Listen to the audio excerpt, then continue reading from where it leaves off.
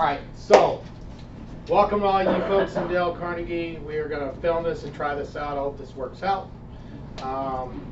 For everyone here with us today, say y'all miss them. We miss you. All right, there we go. So as we kind of get started, today's the first Dale Carnegie of 2020, and I'm very excited about where we're going to go this year as a team and collectively together. So just as a small recap of what we did in 2019 when we started this together back in, I believe it was September, October timeframe when we really started together. We talked about problem solving, right? We talked about problem well defined as half solved. We talked about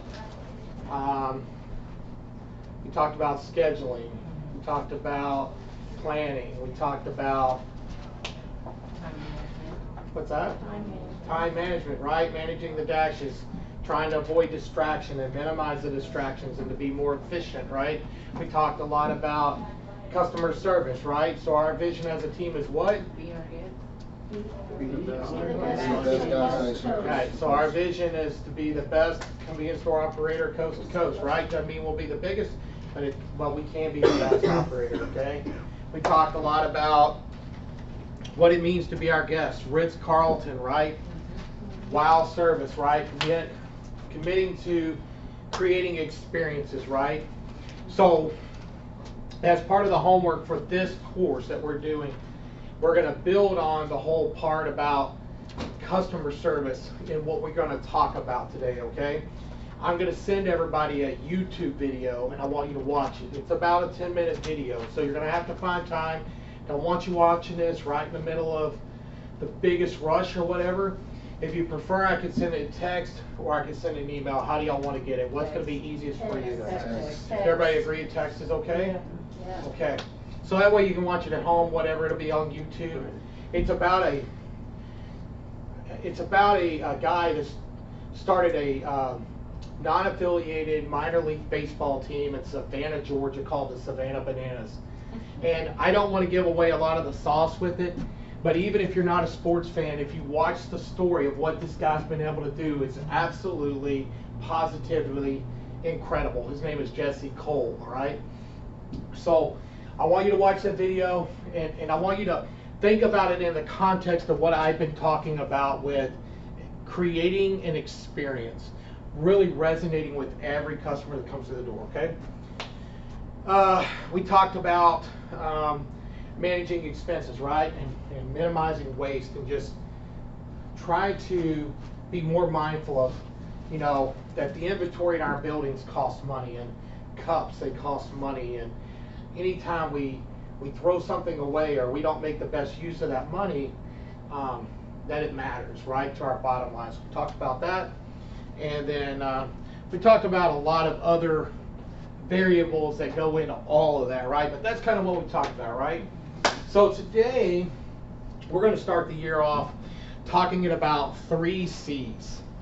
Okay, so for those of you who go into Dale Carnegie, no, it is not don't criticize, condemn, or complain. We're going to talk about today commitment, consistency, and complacency. So before we get too far into that, can anybody, thinking about where we're going, the journey we've been on together, and how hard we've all been working, why do you think that I would be talking about commitment, consistency, and complacency today? We're going to spend the next hour and a half, that's what we're focusing on today, those 3 words. So why would we be talking about that? Randy. Speak up. Sounds a lot like being disciplined in what you do and routines. Okay, anybody else? Justin? Without commitment, we don't have cooperation from our own staff. Without consistency, we don't provide the right service. And with complacency, we lose customers. Good. So the reason we're going to talk about commitment, consistency, and complacency is really simple. You can't achieve a goal unless you commit to it. And goals are accomplished by committing to a goal and then doing the work consistently to achieve the goal. And the number one anti-aircraft, the thing that is working against you the most when you're trying to achieve a big goal is complacency. And complacency oftentimes comes into play when you're trying to move a giant ship or a giant goal, meaning you started way over here and you get way over there. How many people in here, you don't have to raise your hand, I'm just going to give you an example, and I'm sure there's somebody in here that either they've done it, their spouse has done it, a good friend or something that can relate. How many people start a diet program, they go all in, and they start going to the gym, they drink water, they start eating better, right? 90 days later, they've lost 25, 30 pounds. They've had some great early success, right? Then they start thinking, well, I should reward myself. So I'm going to have a Dr. Pepper today. Or I'm going to go have chicken wings today because that's what I really like, right? And then the next day comes, and what do they tell themselves? As long as I don't eat too many, I'll be okay, right? And then complacency sets in, right? And next thing you know, they've lost their focus on what the goal is. And then 6 months later, they look up and they're either where they were at before or worse. Has anybody seen that happen? I know I have. I've lived it. So, today I want to talk about what it is that's going to help us move the needle and what it means to be committed, what it means to be consistent, and what it means to avoid complacency as we move through 2020. Because I will tell you, for me and personally, my biggest fear for our team right now is complacency. And I'm going to show you some places where it has started to show up a little bit. And this is more of an awareness type of a session that we're doing today, and more of something to give you something to think about personally. So everyone goes into 2020 and sets a goal, or at least 95% of all Americans set a goal for 2020. Did you know yesterday was the day that the national average is by yesterday's date? I saw on the news that yesterday's date, 95% of the people who set a New Year's resolution had already broke it and given up on it. Yes, by yesterday. Wow. It's a huge number, right? They say, I think it's 14 days is the average that you fail when you set a commitment, and it's if you go 30, I'm sure it's 30 days, then you actually create a habit. Yeah, so it takes 30 days to form a new habit, and it becomes much harder for you to break it. If you can make it 90 days of maintaining a commitment and live by it, it becomes, your odds of success go up exponentially. So, let's talk about commitment. So, we're going to kind of walk through this. So, what does it mean to be committed? Stacy. Be all in. Finish the race every day. Okay, so think of it more of a, I love where you're at there, but think of it more from a bigger picture. So whether it be at work, life, whatever, what does it mean to truly be committed to something? To give it your all. What's that? To give it your all. Okay, I think that's part of it, right? So I don't think you can be committed and not give it your all. Right. But if I told you, Angelique, that Randy's somebody that we know but doesn't work with us. I said, man, that guy's committed. What does that mean? What am I saying about Randy?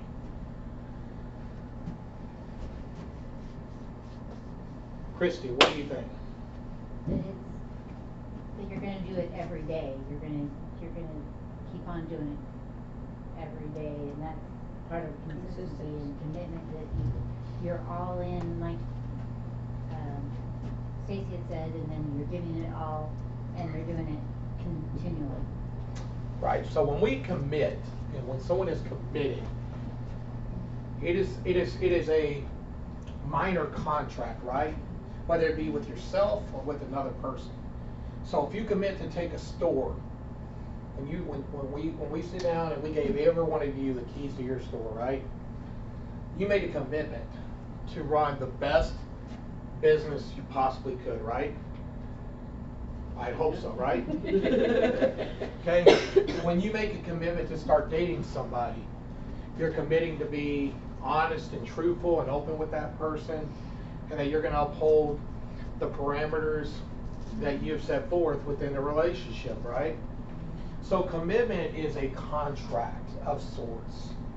I want you to think about that from a concept of what that really means. Now listen, some of you guys, I see it on your face. So this is going to be a lot deeper conversation than we've been having. But Bucky University can't stay granular forever. At some point it has to move to the next level of thought. Okay? When you commit to somebody, you are making a contract. Whether, I'm not saying that they're coming to take you to jail if you break the contract, folks, but you are making an agreement with somebody, or with a thing, or for yourself. Now let me ask you something, because I think it's a very fair question. Why do you think that we struggle when we make those commitments of honoring the commitments that we make? Past habits. I heard past habits, obstacles. I heard two or three We don't things. view it as like as a contract mentality. We can find reasons why we don't need to do things. Sometimes the duration, like we think about the commitment initially and then the length of it, we're like. Yeah, I think that's smart. You know, I think what Andrew said there as far as, you know, I think that it's easy to make a commitment, right? Like, it's easy for us to come in here and say we want to be the best coast to coast. It's easy for us to say we want to have Ritz-Carlton service. It's easy for us to come in. Listen, we can write on all these walls all the things that we want to do or that we would like to do. The reality is the reason why so many commitments get broke is because the hard work actually starts after you make the commitment. Making the commitment is the easy part.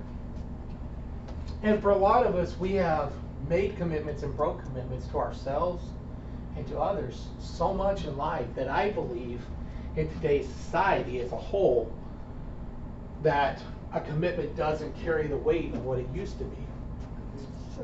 How many times have you heard people talk about back, 100 years ago, when you did business deals, there was no contract, there was no lawyer to write out paperwork. You shook a man's hand and said, I'm buying this horse and I'll pay you in 4 installments this year.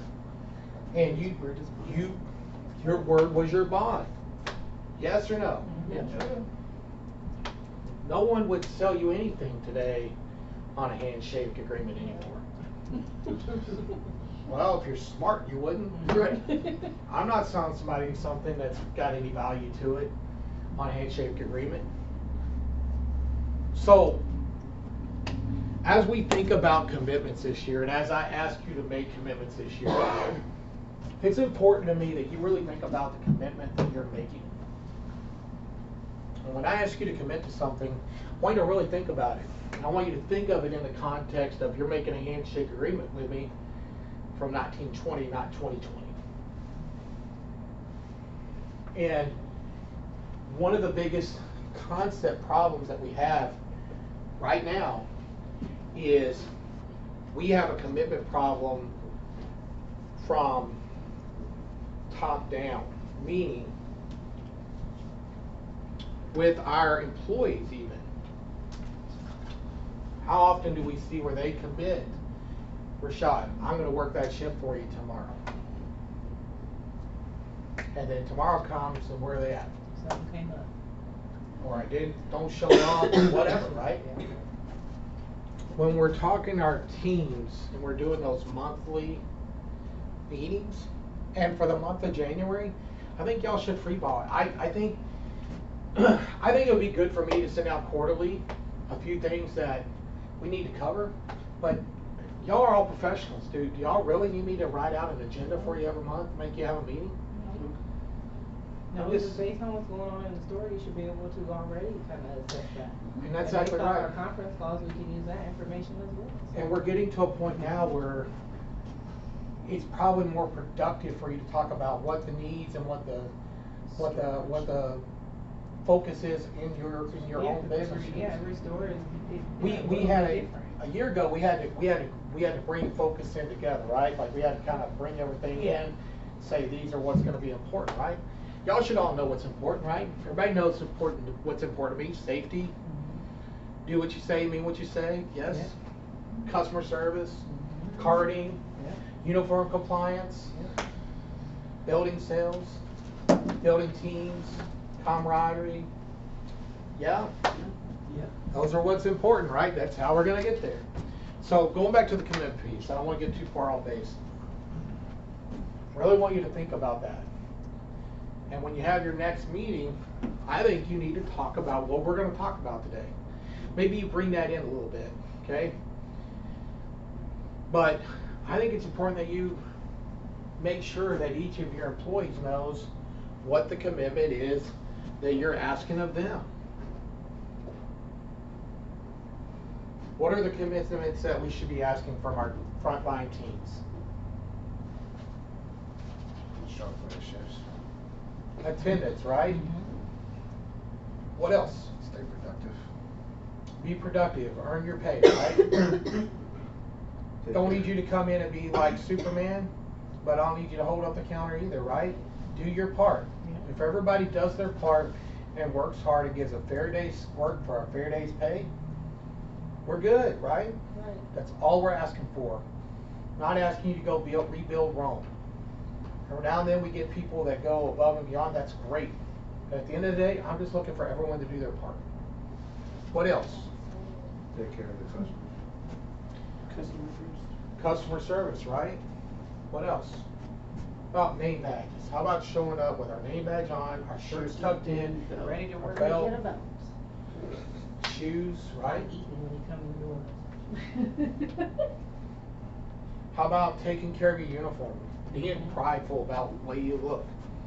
Not looking like you wore the shirt 4 times and you ketchup stained it last night and you put it back on today. Y'all know who I'm talking about. Every one of y'all got one. Yeah. Looking like they eat one pig pen. That's why they got shirts in the back. I'm like,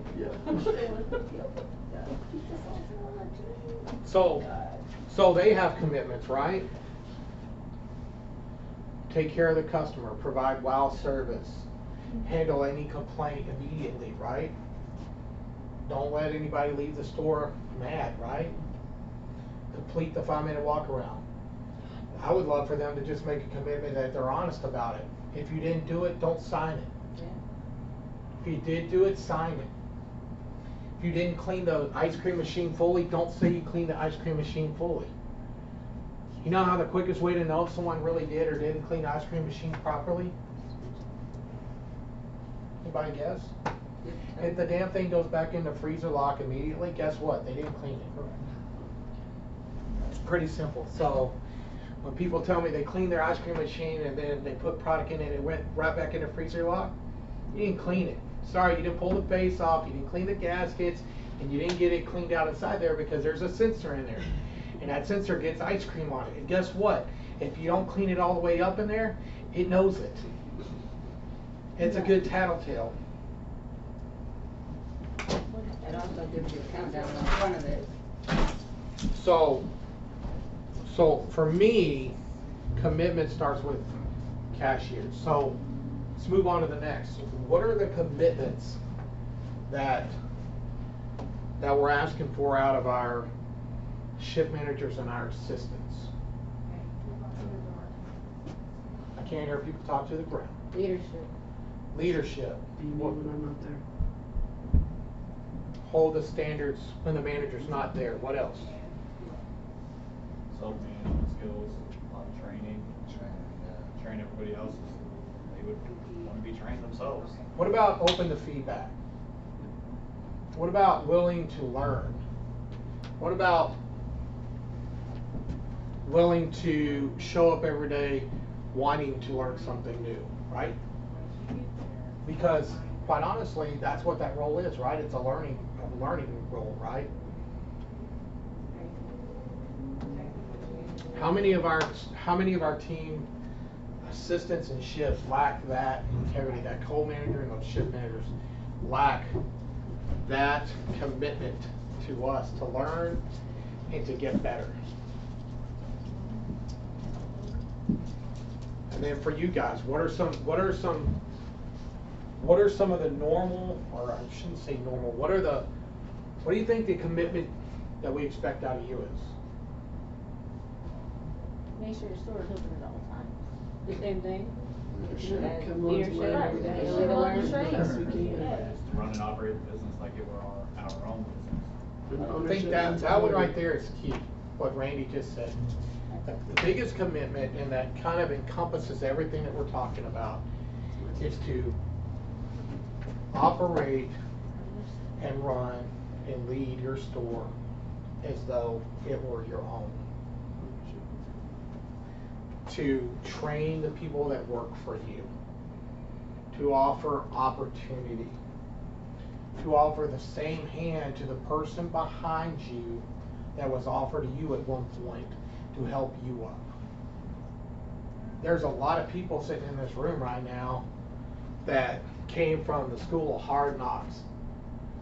And quite honestly, if it wasn't for convenience and retail, I don't know what we would do. I came from there. I don't have some fancy degree. I got here by hard work, blood, sweat, tears left on the battlefield. So when we're talking about, I gotta have your commitment that you're helping the other people that work for you create a legacy of coming up behind you. And don't be scared of someone taking your job. Not here to fire anybody. We're beyond all that crap now. But if we keep thinking that we're gonna just half go and half cock the way we go about training people, that's not gonna help us succeed. And it's not gonna help us be the best. The only way we'll ever be the best is if we have enough people that are trained well enough that your vision of how your store should look and run goes on whether you're there or not. You know how I know we're there? The day that I don't have to send a manager trainee to run any store for a vacation, then I'll know we're there. Because that means we built the infrastructure underneath it that the store doesn't need that. The store doesn't need Jason to come down there and tell them, hey, you need to clean up over there. You need to dust this over here. I eventually want to get to where these pride rides that we're going to do pretty soon are showcases, meaning I want to show you just how good I can get my store. And I want to show you what we've been working on. Versus an opportunity for me to come and to continue to train and develop and use it as a teaching tool. Right now it's a teaching tool, which is fine. I'm okay with that, right? It's where we're at. But we shouldn't be there a year from now. A year from now, it really should be the showcase of the immortals. It really should be. It should be an opportunity to just show how polished and how popped I can get my store. And really the difference between top to bottom ought to be minimal and ought to be wrangling over who's going to win because they're all so damn good. We're not there yet. Now, I will tell you, I anticipate that this go round will be better than the first go round. And then the go round in the second quarter will be even better than the first go round. So I'm not saying I don't expect to see improvement. What I'm saying is that we, me, you, Al, TMs, we have to commit to being better. And we have to commit that we have areas that we need to get better. Yes or no? So, as we continue to talk about commitment, I want you to think about something, okay? Who here has the vision statement that we've set out? We've all said it's what? We have to be the best convenience store. Okay. Now, I want to ask y'all something honestly. We've got, I think, 3 employees downstairs. If I went got the 3 employees up here, one by one, brought them up here in front of the class and said, hey, what is our Bucky vision? What do you think Julia would bat? 0. Nah. I'm gonna say 1. I'm gonna say 2. I'm almost tempted to do it. All right, go get one of the employees. So help me, you tell them what I'm doing. I'll. We don't instill in the employees every day. You're right. so- You don't. And you're right, we should, Hey, but. my employees could probably say the superior service with a smile. I could probably get that out. I got the one in the kitchen. That's perfect. No, she heard. No. She's nervous. Hi there. Why am I wearing this name tag if I'm gonna be referred to as the one in the kitchen? That's a great question. Come here. How you doing? Good. Say hi to the team. Hello. Hello. Hi. So everyone say hi, Brianna. Hi, Brianna. Brenna works too. Brenna. Okay, so I love the humor. It's great. So we're doing some classwork and some talking about commitments. And one of the commitments we made is in the fall, kind of October, November timeframe. We really came up with a unified vision of what we want to be. Okay, and I'm curious if you could tell me what our Bucky vision is. Oh, service with a smile. Be our guest. Okay, that's great. So that's kind of our customer service pledge. Okay, so that's great.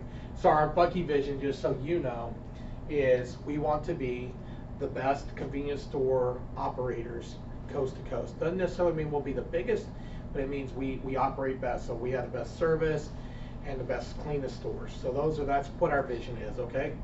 So thanks for coming up here. It's nice to meet you, Brenna. I'm You Jason. too. So, and say thank you, Brenna. Thank you. Brenna. Have a good afternoon. Ooh, good luck, you guys. It is hot up here. So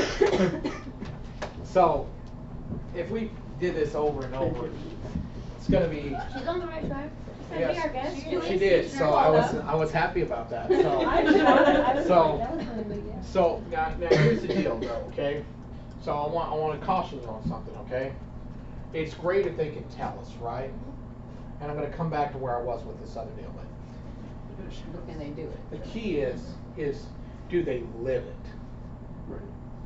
Right? Can they live it? I mean, No one didn't live in it too. I met a lot of people that can tell you all about the keto diet, but can they live it? It's kind of like push-ups. I can talk to you all day long about push-ups, about the benefit of push-ups and why they're good for you and all that other. But talking about push-ups doesn't do you any good. You got to do them, right? So this is work. The reality is that the biggest obstacle to commitments and consistency is work, because it's not fun and it's not games when we leave this. It comes in here, it's energized, it feels good. Yes, that sounds right. I know that's what we should be doing. We go back to our stores, and now we've got vendors at us, we've got everything else, and we get back into the world, and it's just like the Titans. Anybody ever seen Remember the Titans? Y'all remember what happened in the movie? So they're bickering, fighting, they're all pissed off at each other right at the beginning of the movie. They go to camp, they bond because they are forced to get to know each other, and they're forced to do the work, right? Right? Then they get back home, and then what happened? Right, the reality of everyone around them hadn't done the work, hadn't gone through the same process that they did, and now they're living in that. But their team chose to be what? Perfect, right? They're imperfect by themselves, but as a team they were perfect, and they chose to be perfect, and they chose to be perfect together, and they closed ranks, and went undefeated, won the state title. That's the heart of the movie, right? Much the same has to be made by you. You have to make up your mind to truly commit to the process and know that there's going to be days where it is brutal to stay above the line, to keep yourself motivated, to keep yourself positive, to keep yourself moving. But that's where commitment, that's where you find out if you're really committed or not. Commitment is easy on the easy day. You want to know if a person's truly committed, go see them on the hard day. That's when you'll know if they're committed or not. So going in that, can I just say, I think you can't really be 100% committed if you don't have trust, like mutual trust. It's kind of the backbone of that then.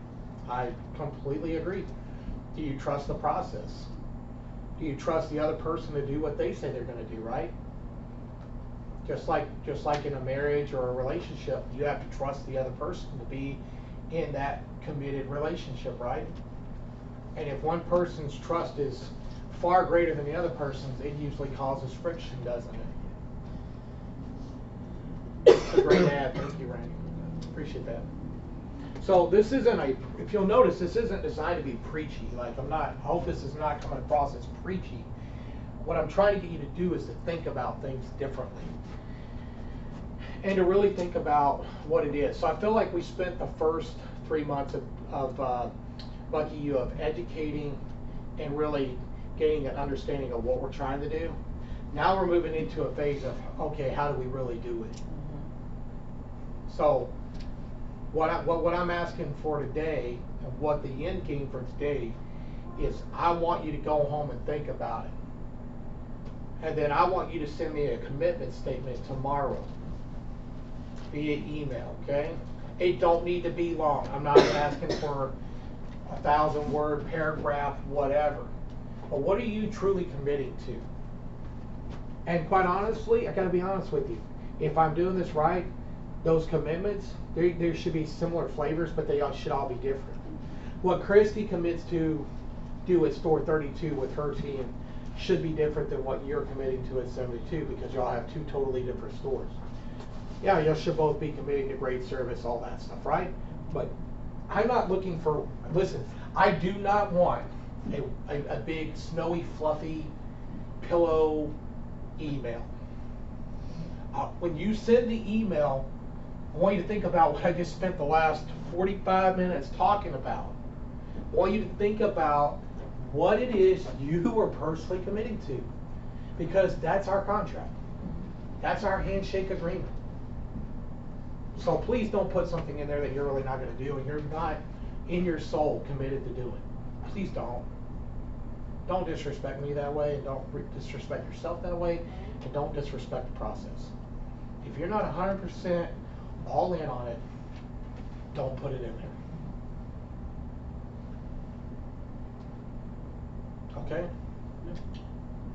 All right, so we're done with the commitment part of the conversation.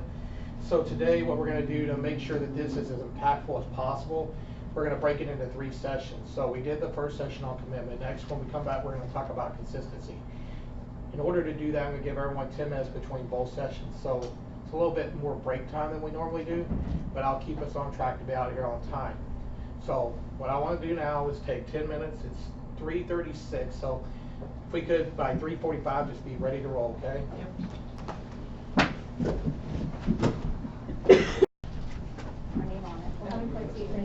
Okay, all right, so we're back now. Thanks everyone for being on time. We spent the first 45 minutes together talking about commitment, right? And we talked about the importance of the commitment. We talked about that you are going to send me an email tomorrow, right? With your commitment. We also made it very clear, please don't make a commitment that you're not going to follow through on, right? Think about all those things that we talked about, you know, but I really want you to think about what is it that you're going to commit to for 2020, okay? The next thing I want to talk about is consistency. Okay, so Nate, when I say consistency, what does that mean to you? It means doing whatever you commit attitude day in and day out. There's no blips in the radar of not doing whatever task, whatever effort you're putting into it. Okay, I like it. What does it mean to you, Andrew? Making something a habit. Basically, where we don't look at it as individual items, but just as the whole, right? If the goal is to reach X by the end of the day, right? Making habits that can break it down to get us to the end goal. Okay. Melissa, you've been kind of quiet tonight, so what does consistency mean to you? Routine. You have to be routine in everything you do. Routine. So, for me, when I talk about consistency, we want it to become almost like breathing, right? So nobody says breathe, right? Unless you get really upset and then someone's like, breathe, girl, breathe, right? But as a whole, we just breathe because that's what we do, right? Or when you drive, do you really think about, so does everyone remember when you learned to drive? Like, take yourself back, you're 15, 16, some of us at 8, 9 years old, I'm sure, driving through the field in their old Ford, right? So take yourself back there. Do you remember how nervous you were? And you thought about everything, like, oh, am I pushing the gas too much? Okay, I gotta make sure I hit the brake. I gotta, you thought about, you almost overanalyzed every single part of driving, right? Now what do? Call husband. Did you get the bananas? No, babe, I didn't. Damn. All right, well, I got to stop and get bananas since you can't do what I asked, right? You didn't keep your commitment. Right? So, we want to get to where our consistency on executing those 5 daily deliverables we talked about, great stores, great people, well trained, clean stores, full shelves, ingredients in the past, right? Mm-hmm. We want to get to where that becomes our breathing or our driving a car, right? To where it's so ingrained in not only ourselves but our team that anything outside of that just seems bizarre, right? Mm-hmm. So what are some things that we consistently do, whether it's bad or good, currently? Paperwork. Counts. So you think we do those consistently well? No, well, either We or. do. Some people do them well, some people do them bad. Right, but we do them, right? So we consistently have to do that, right? Yeah. What else? Full shelves. Consistently order. So we have to order twice a week, right? So, does consistency mean that a task or a trait is good? No. Because you can have someone that's consistently late, right? You can have someone who's consistently an ass, right? Yeah. You can have someone that's consistently a jerk. You can have someone who's consistently lazy, right? So how do we build positive consistency traits, meaning things that are consistently good? What are some ways you can do that as a store manager with what you have to work with now? Okay, there's no bibbity bobbity boo magic wands, okay? Constructive criticism. Time them. If they take too long doing roller ground pizza, time them. Give them a time limit. Okay, so we can force See who can kind of force the issue by setting good fences for them, right? What else? Praise. So, I read an article on one of our days off. I think it was Christmas is when I read it. I got some books and had some downtime. And many of y'all know this about me, but I do a lot of work on LinkedIn and reading in my free time. Like, that's what I enjoy doing. And I read an article, and they did this study in the American workforce, and they went to like 5 or 6 of the largest retailers in the country. So I think they went to a Target, they went to a Walmart, they did a Walgreens. These are brick and mortar, by the way. Walgreens, a Costco, and I think the other one was like, God, I can't remember what the other one was. Doesn't really matter. But point being, as a whole, as a group, anyone want to guess what the ratio was for the average employee? And they went around and they had all these people observe at all these different places and kind of make notes, right? Anybody want to guess what the ratio was of praise, meaning praise first, versus, you know, negative feedback or corrective feedback? Anybody want to guess what the number was? 4 to 1. Should be pretty close to 100.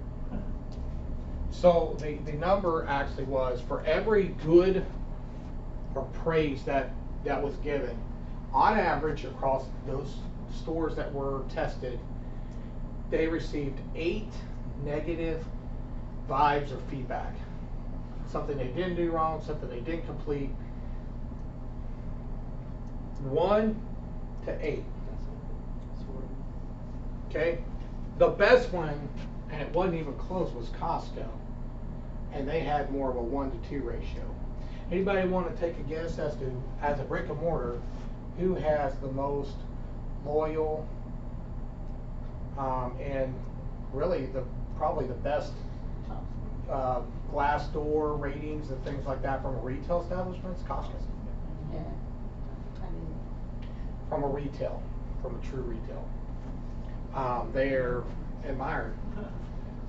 So, let me ask you something. I want you to really think about it. Like, don't answer out loud, but in a given day, you're giving feedback all the time, whether you realize it or not, right? mm-hmm. Think about it. What do you think your percentage would be?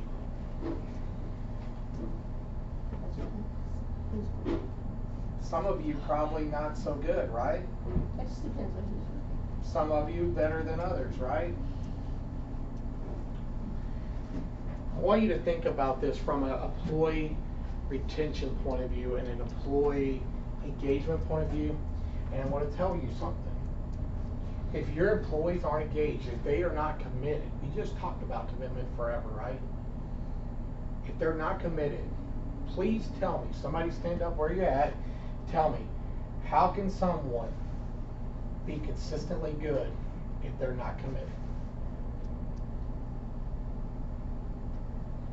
Angelique, you got the answer? You can't be. Why? Well, why not?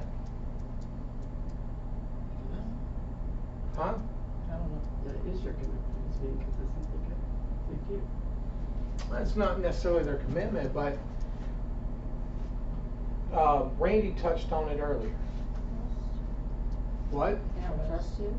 They don't trust you, right? If they don't trust you, They don't trust you. They're not gonna tell you what they think. And if they don't trust you, they're just gonna show up and do what I got to do to get my check. If you get mad and you say, "Man, these employees suck. They don't do shit. They don't ever want to do what I ask them to do," you want to know what you need to start doing more of? You need to go to the bathroom and look in the damn mirror. Listen, not every employee that comes to work for us is an A+. Far from it, okay? They have responsibilities, they have commitments that they need to uphold. But I can tell you, if you create an environment that is negative and is not positive, and there's not a recognition for what they do right, listen, if a person comes to work and does 100 tasks, the odds of them doing all 100 perfect to your satisfaction are 0. And if all you do is spend all the time that you have with that person focusing on the 7 to 8 things that work right, you're going to lose. You're going to lose. Because you're going to be viewed as an ass or a bitch, one of the two. Take your pick. Listen, when it comes to consistency, consistency is also about having, as a manager, it's about having a consistent attitude. If one day I can approach you about anything and I feel supported and secure in that conversation, but then I come at you the next day, and because you've got personal garbage going on, or you got other stuff going on, and now you come at me sideways because you don't want to deal with your home life, or you don't want to deal with your problems outside the store, and you take it out on your employees, that's not okay. It's not okay. It's the #1 way to run everybody that works for you off. They deserve better. They deserve your very best. You know how, like, when I took this job, for those of you that were here, y'all remember what I told y'all in the first meeting we had together? What did I tell you? I told you I expect 110%, right? I expect everyone to give me their very best effort. But what did I tell you I would do? Give it back to you. And I said, if you ever feel like I'm not giving you my best, what did I tell you had permission to do? Call you out. Call me out, right? Have I ever gotten into somebody's grill about calling me out when I didn't give them what they deserved, or coming through with what I told them I'd do? Not one time. Every time someone has called me out on something, I say, you're right, sorry, let me get that fixed. Yes or no? Yes.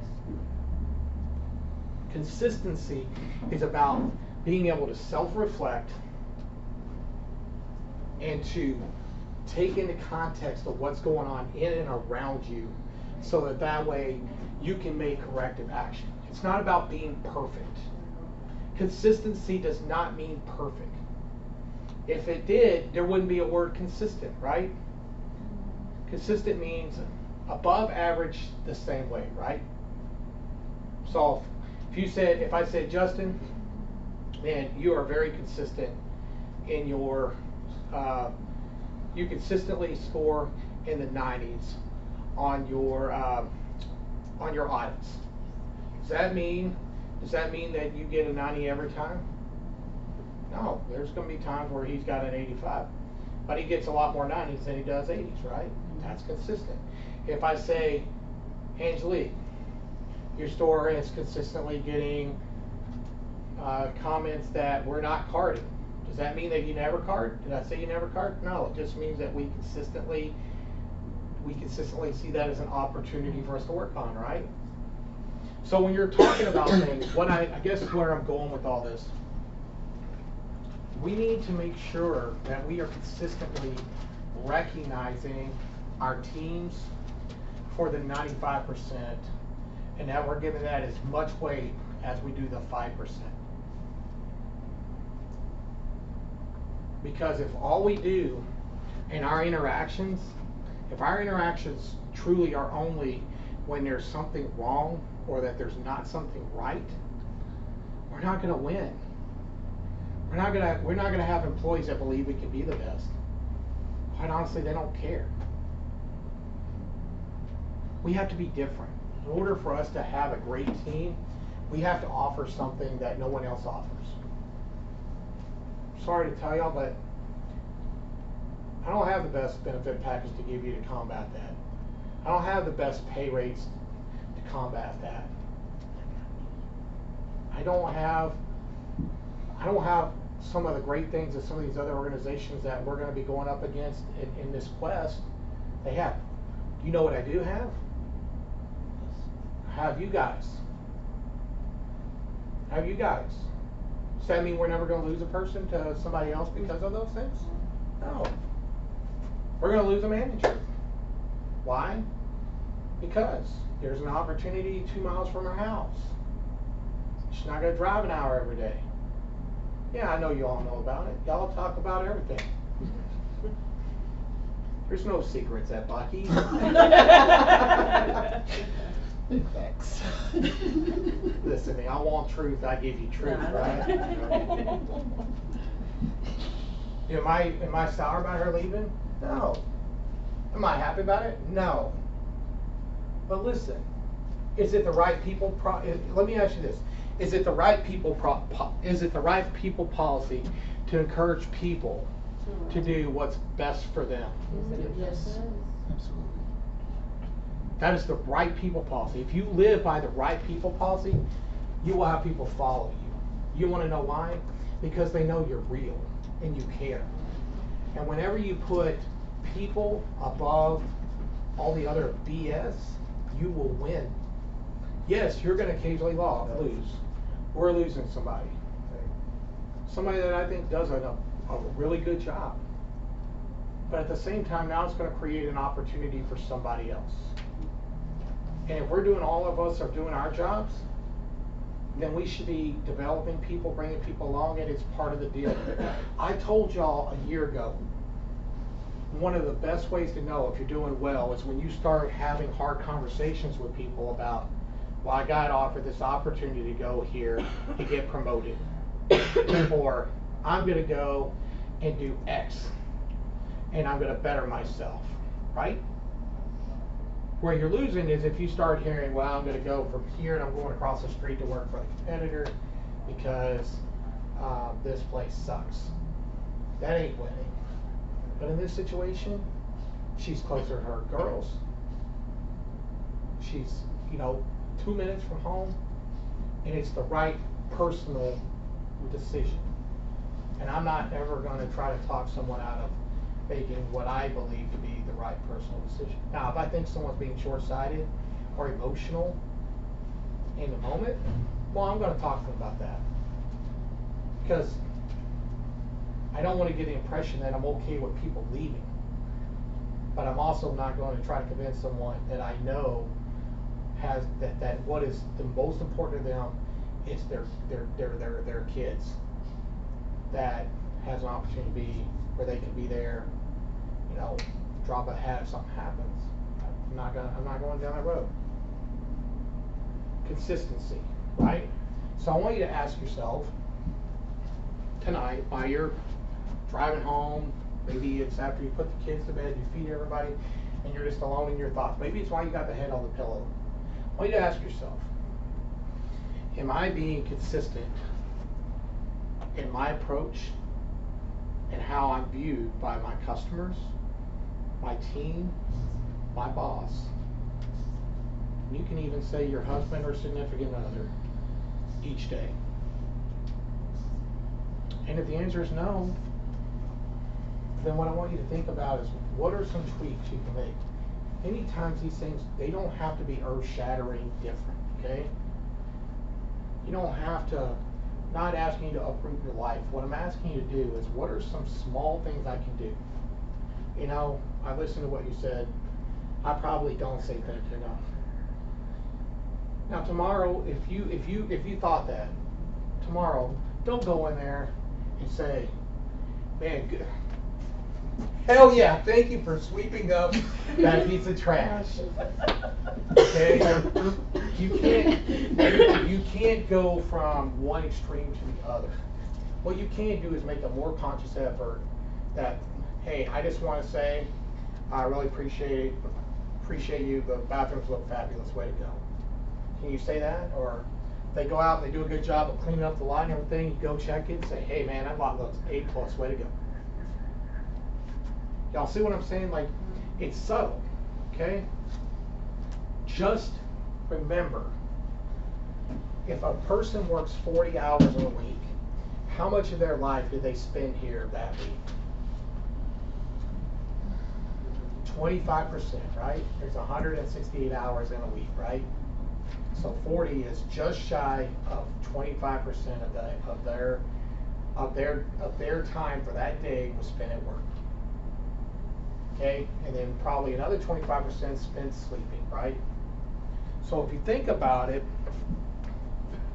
people spend a lot of their life doing what they do, just like you guys. You guys spend a lot more than 25%, right? You guys are closer to, there's somebody probably pushing 45 to 50%.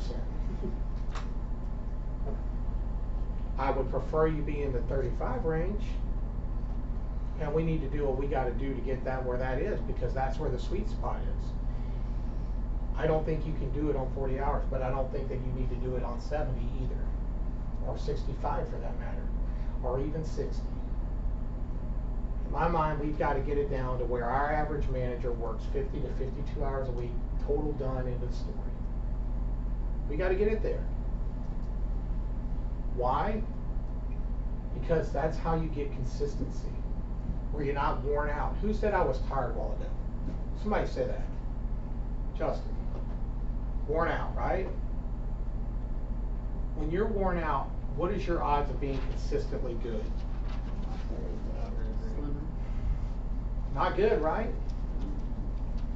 I mean, I don't know about you guys, but when I get really tired, I'm much more irritated or irritable. I have a much quicker fuse, and it takes a lot less to piss me off, right? We're all like that, right?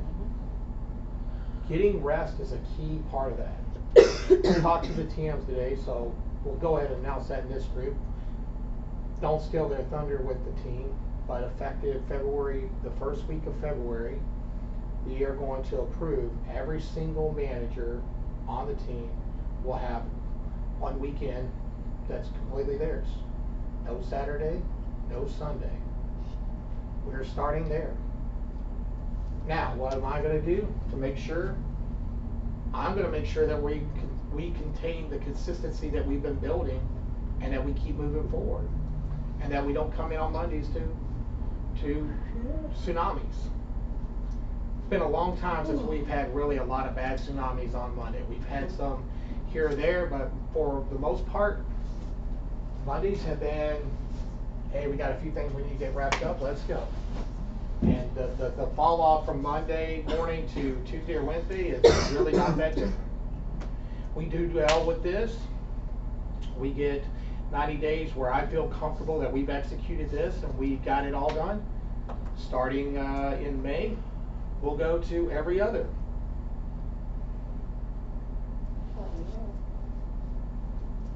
Yay? Yeah. Oh, yeah. Oh, God, yeah. So I told y'all a year ago we would do this, yes? Yep. Yeah. Yes? Yes. Again, I told you I will do what I tell y'all to do. What do I want for that in return? All I want you to do is to do for your team what I'm doing for you. You know, listen, it's been a long time now since I was actively running a store and really in the grind of running a store, okay? I remember a lot, okay, and I teach y'all a lot, right? But there's a difference. When you haven't been in the dirt digging every day for 15 years, you lose stuff, okay? And what you lose is the touch with the employees, and things move and things shift. It's one of the reasons why this company has struggled for the last 10 years, is because you have people running the organization that aren't in the dirt. And they think that they can still run the dirt the way we ran it 15, 20 years ago. Times change, people change, and needs and wants of our team members change, okay? Y'all know what we can and what we can't do.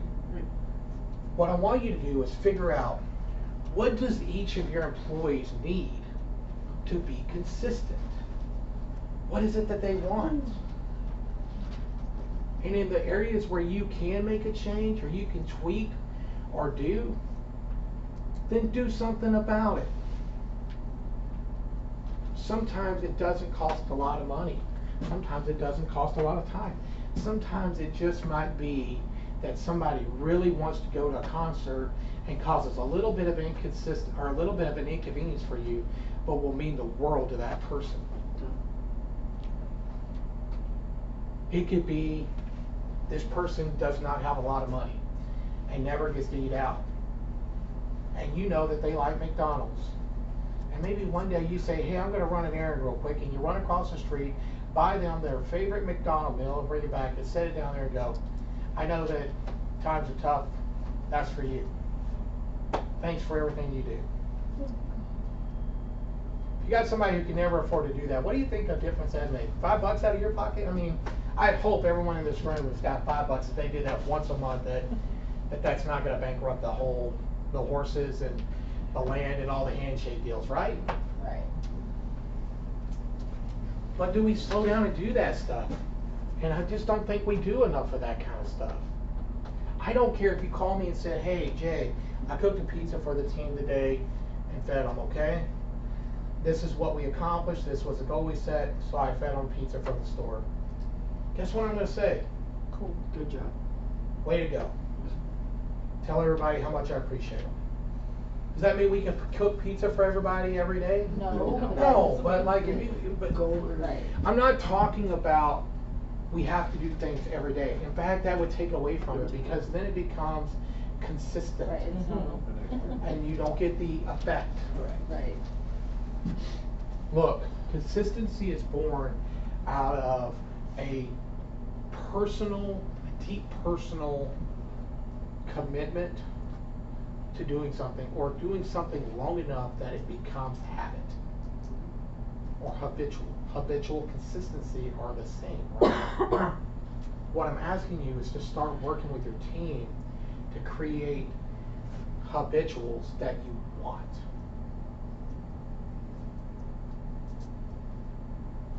Anybody got anything to add? So, we got 4 minutes and then we're going to take a break. So I want to talk about a couple of things. So I want you to really think about these. Somebody tell me something personally that you want to be more consistent at. I want a couple of shares.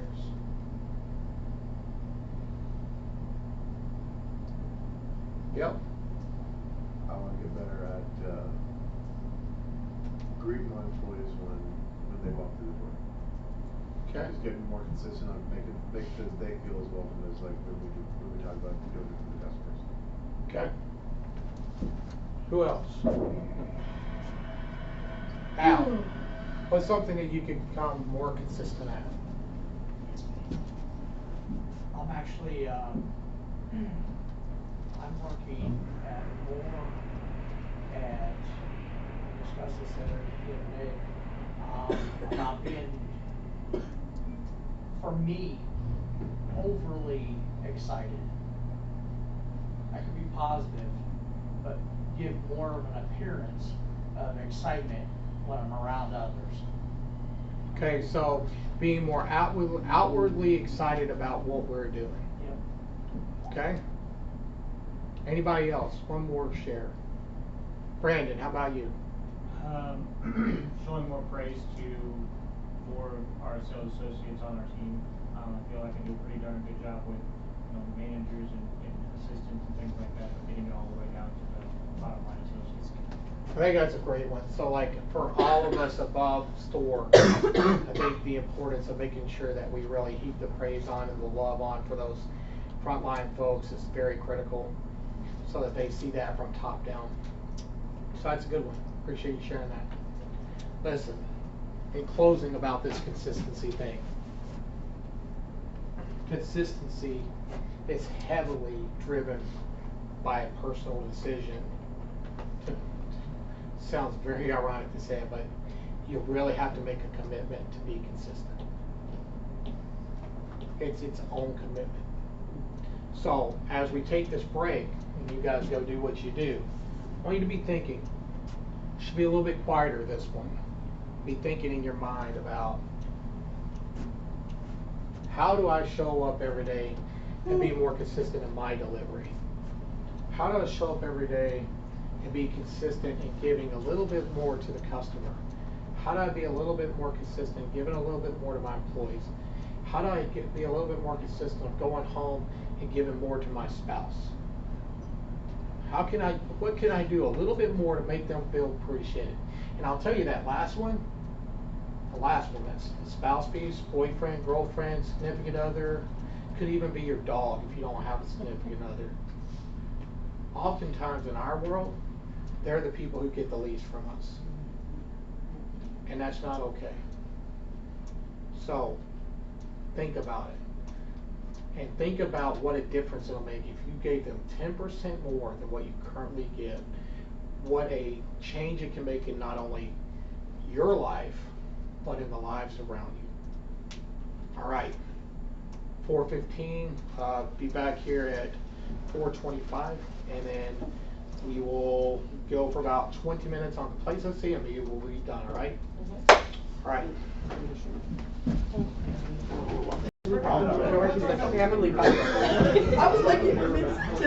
All right, thanks everybody for being on time. So we've talked about commitment and we talked about consistency so far, and now we're going to talk about complacency. So when I started thinking about what the first Bucky University should be about for the new year, I really was like, well, we're kind of getting into that zone where there's not a lot more like nuts and bolts to teach, really. And it starts getting more into. Did you just play? I did. I'm sorry. Hi, everybody at I'm home. sorry. It's okay. Sorry if I'm blurry.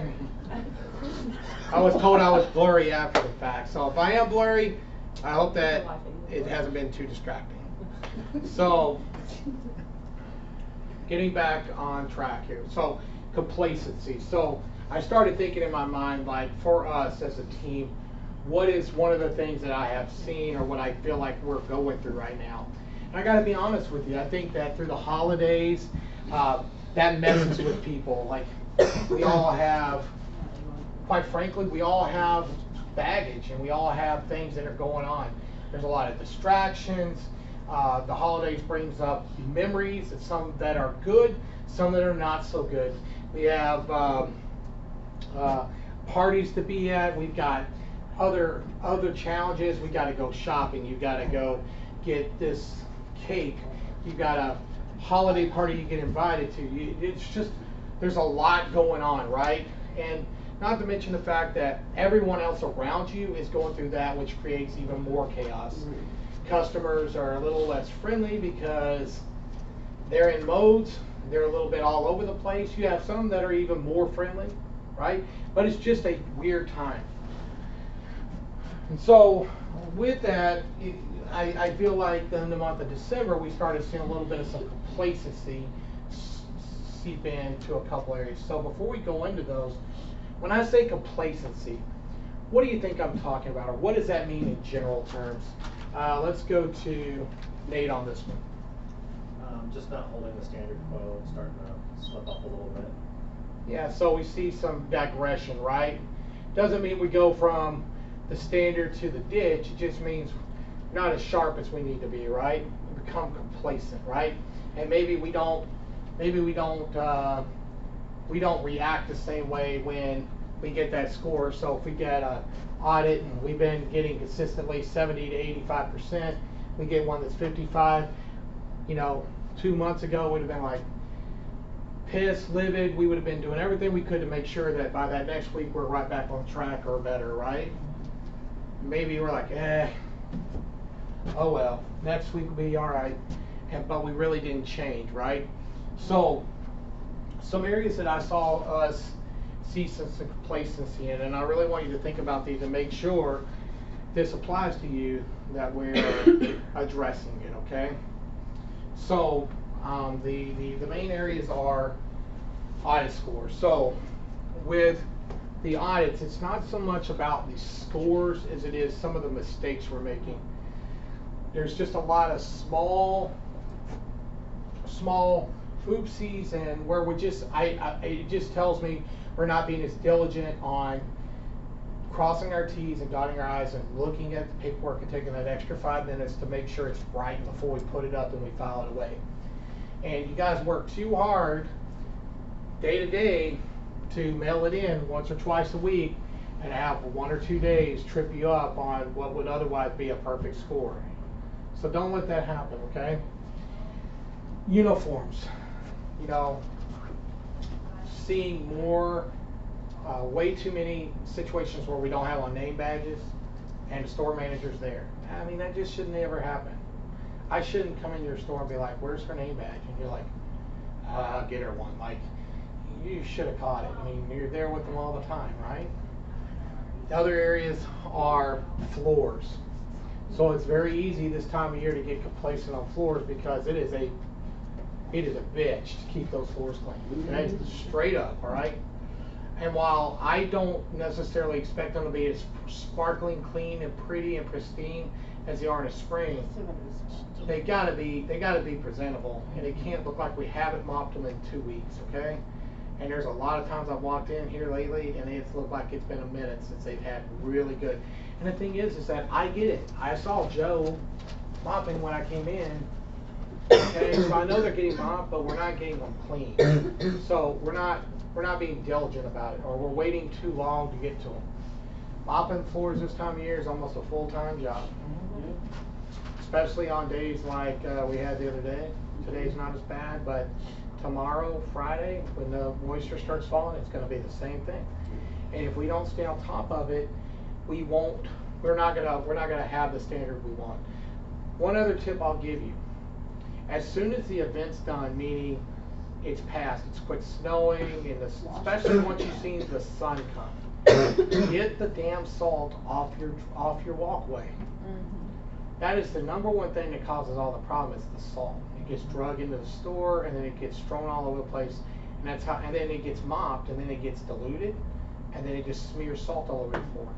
And then it takes 3 to 4 passes to get that up, and then in a lot of cases it almost takes mopping it with washer fluid and that acetone to eat the salt for it to go away. So you know what to do, okay? But are you diligent about making sure it is? I will tell you that people's perception of cleanliness are heavily tied to how the store's floors look. The only other thing that I feel like we've kind of become complacent about, so I've hit you with floors, I hit you with, what's that? Uniforms. Uniforms, and we talked about audits, right? The only other thing that I think we've come a little complacency about is the excitement level in the stores. So I felt very good between August and really around Thanksgiving time frame. The energy levels are exceptional. Upbeat, positive, forward looking, really good interaction. It just feels like we've kind of tapered off a little bit. So let's all make a commitment that we're going to push that energy back up where it is. This time of year, from now until about middle March, this is the absolutely, positively hardest time to do it. You want to know why? There's no damn sun. You get up and it's dark and you go to work. You get off and the sun is setting as you're going home, or it's already down when you get there. Yes? It sucks for all of us, okay? And then it's cloudy and you're like, Newsflash, I can't do anything about that, okay? But you've got to find your own sunshine. Sometimes that might mean, God forbid, but go lay in a tanning bed. Get some UV rays. hey, Vitamin B it does. Whatever you gotta do,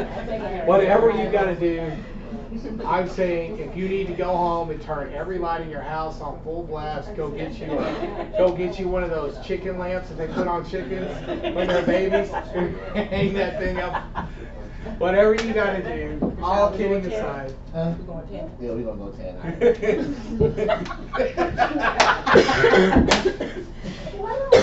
Sorry. Could we just? Do it. You'll make it a discount. For those at home, we just got one of our snorts in. It wouldn't be a Bucky University I class without it.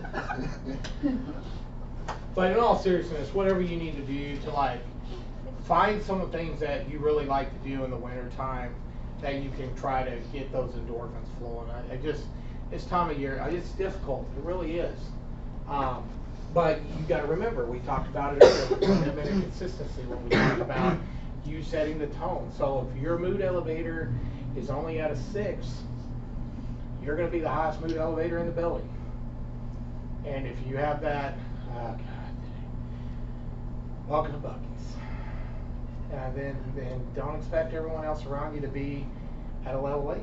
Okay. So those are the things that I feel like we've been complacent about. I want to kind of finish the last, say, 10 minutes or so on this notion about complacency and how do you prevent complacency, because it's very easy to do. I want you to think a lot about what we talked about with commitment and consistency, okay? And what it means to be committed and what it means to be consistent, right? And what I will tell you is that think of it like this. So if you set a goal, if you were here,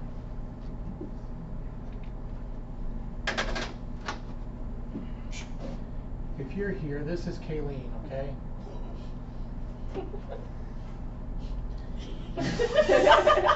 I'm an artist, I know. And let's say that Kayleen made it her goal to run a marathon, right? 22.3 miles. I believe that's a marathon. Is that right, Christy?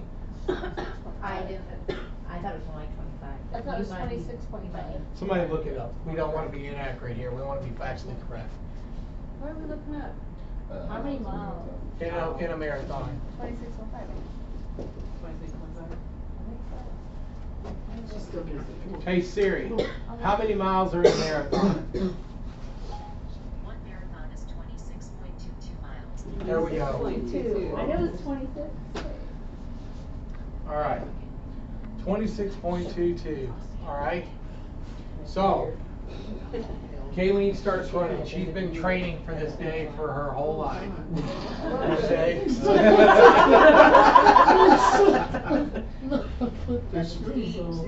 So she's running. She's listening to Mania. She's listening to Flashdance. She's listening to some good old country music. She gets to mile marker 24.32 miles, right? And she faints. And so she's like, she's 2 miles from the goal, right? Roughly. And she starts, now she's walking, right? Pretty soon, she just stops. She's dead. Because she's dead. What happened here that prevented her from finishing the race? She gave up. She got complacent with the 24.32 that she already accomplished. Yeah, so she started thinking about all of this, right, that she'd already done, and she lost focus on that which needed to be done, right? Yep. Listen, we run marathons every day. You guys really do. You guys run a marathon every day. It's very easy to look back and to say, and I've checked myself with this, and to say, well, a year ago, man, it was ugly. And look at us now. But if you look at the result as to what it is today, or whatever your result is today, and you look at what it should be, are we to the finish line yet? No. So one of the biggest causes of complacency is rear view driving. Say that again. One of the biggest causes of complacency is driving in the rear view mirror. We have to make sure we continue to look out the front windshield, because that's where we're going. The other thing is, when you come to complacency, is when you feel yourself become too comfortable, what should you do? Yeah, so how do you throw down a challenge? So if you said, let's do this in a dollar or like a personal goal kind of thought, right? So let's say you want to create a rainy day fund, right? And you're like, okay, well, they say on average that a rainy day fund should be at least 2 months, 2 to 3 months of whatever your living expenses are, right? So let's just say a person's living expenses are, after they pay everybody, $3,000, right?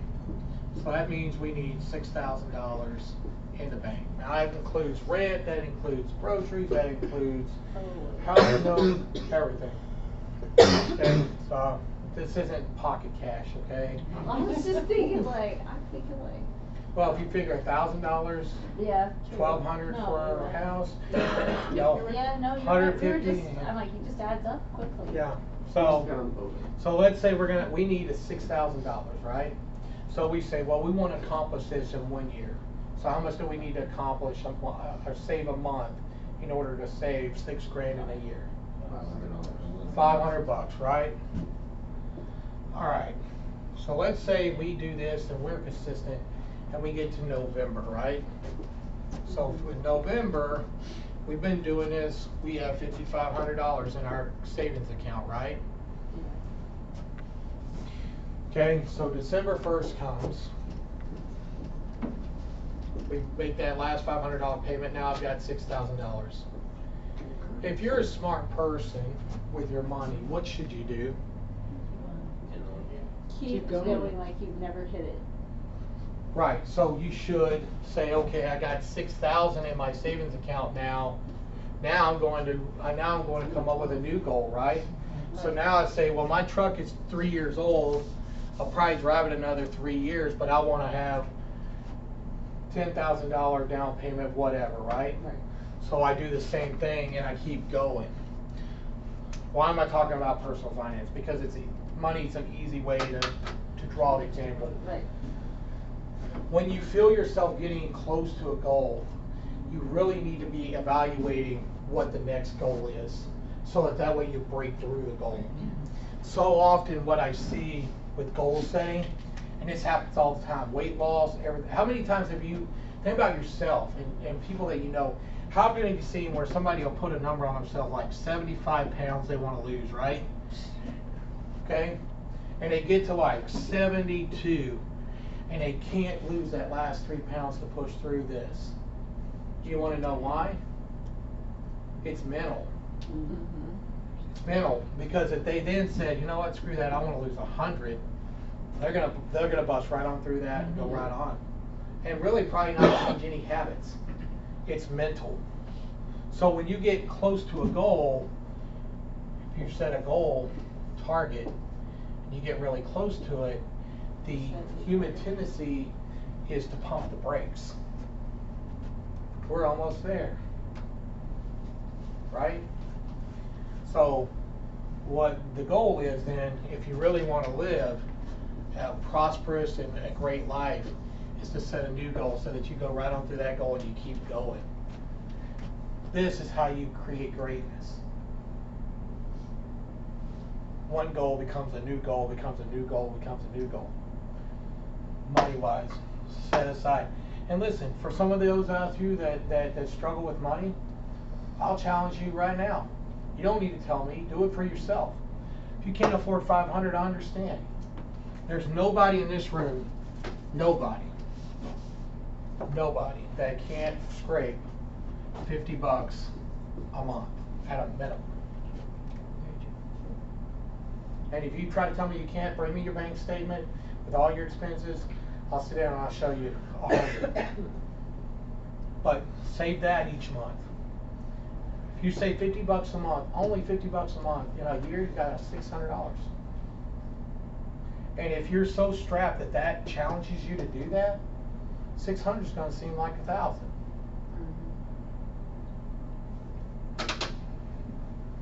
So complacency is the enemy of commitment and consistency. Complacency is trumped by setting new goals and pushing through. So one of the reasons why we become complacent with the audit scores, I believe, is because I didn't move the goal. The goal was 75, and quite honestly, we haven't really reacted to any scores that are above 60 or 65 or below. As long as they were above 60, you really don't hear much from us, right? Yes or no? True. True, right? You only hear from your TM when it's 50 or below, right? So a lot of you have become complacent because we haven't reset. There was a time when getting 60 to 65 was like, hell yeah. For those of you that have been here a minute, is that not true? It's true. It's true. I remember the looks I got when I got up before everybody a year and a half ago and said we were going to run at 75, and everybody looked at me like I had 3 heads. Then we started buying cakes and giving all this all recognition, and then what do you know? All of a sudden everybody's like, Ding, ding, ding. I got 100, got 100, 100. She was so excited. I wanted 3 days to get Saturday off. True or not? True or not? It's true. Nothing changed. Yeah, I mean the auditors being a little bit more different, but I really don't believe that's why the scores have kind of settled a little bit. I think it's just the enthusiasm around a target hasn't done it. So I want to set a new target. And I really want us to go get it. I want 80% as a group. I want that. You don't know how bad I want that. Cause I wanna just put it on Tina's desk and next December and be like, what up now? Bing bang. And then next year we'll probably move the target again. The hard part is when you get really good, when you get really, really good. And I've been part of a couple of really amazing teams. Like we got shrink down at one point in time in a company I worked for before here. We were running 0.2, 0.3 of total sales, which is Stellar, that's stellar. you know, we're talking $300-400 for a month of total loss in the total store. That's tight, okay? You get to a point like that, then it becomes, do you know what the target is? The target is the other 6 people on your team because I'm gonna beat your ass. And if it's by $3, I still beat you. Win's a win, whether it's an intro or not. Setting targets and putting them out there in front of yourself, I promise you will help you with this complacency thing.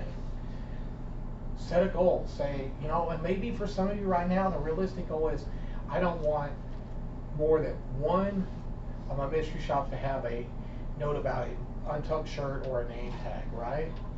Like, I don't want, I'm going to give myself 1, and then it's become 0, right? Like, whatever it takes to get you there. But complacency happens when we don't put enough emphasis and care around the thing, and we don't do that. All right, I know I've said a lot. So this class was way more, not near as much this way, right? So the next one, I will tell you, the next one will be complete opposite. I will say very little. In fact, some of you guys are going to get up here and spend time up here because the next class is on presenting ideas to a team.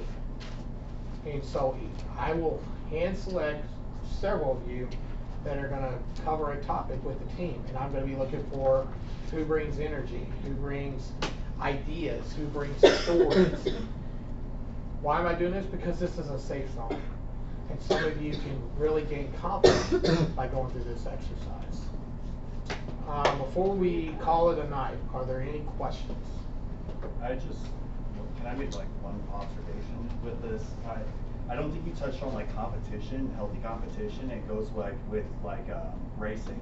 You know, it's easier. You know, you can compete with yourself to be the goal, but when you have somebody else not on your tail, you're going to pick up the pace. That's right. You're trying to hit a target. If you're losing weight, it's a lot easier if you have a friendly competition with a friend or significant other or something like that. Trying to prevent complacency. But then also when you have a team, you have competition in a team atmosphere. You have competition within the team because they want to do more. But then you also have your team competing against another team, and it just drives itself like a machine. Yeah, and I would agree with that. So I think the more, you know, competition we have and friendly competition, and you know, I know at one point in time, I think I don't think we have anybody in here that was in there. It was Sean, the 2 Seans, and I think Petra was involved with it. But they had a candy competition, and they sold a shit ton. Like a dump truck load of candy. I mean, it was ridiculous. They all sold all of their shippers, and then we unloaded a bunch of shippers for 14 and others. Brandon was becoming kind of a shipper connoisseur, running around trying to find Candy man. Where's your Candy man. Give me your shipper, I'm taking it. Call him Willy Wonka. All right, hey Randy. So I want to give you kudos today, okay?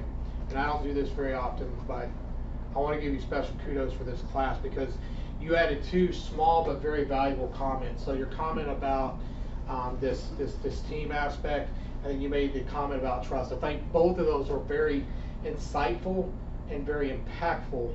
I just want to tell you thank you for the involvement and for adding the extra value to the class. I really appreciate it. All right. Yeah, you're welcome. Anybody else got anything? Well, I would be remiss if I didn't say thank you for being here today, and then also thank you for what you're doing with your teams and for what you're doing out there. I'm extremely excited about where we're headed. I'm excited about this year ahead, and I'm excited about being able to give y'all this 1 weekend off a month that I've been telling you was coming for a long time now, that it's finally here and that we're going to do this. And I just can't stress how much I'm counting on you guys to make sure on those weekends off that you really think through the scheduling and you think through doing the right things. And making sure, the only other caveat I have with this is make sure you get with your team, because one of the things I've asked them to do is I don't want everyone off the same weekend. So, you know, rotate it around or whatever.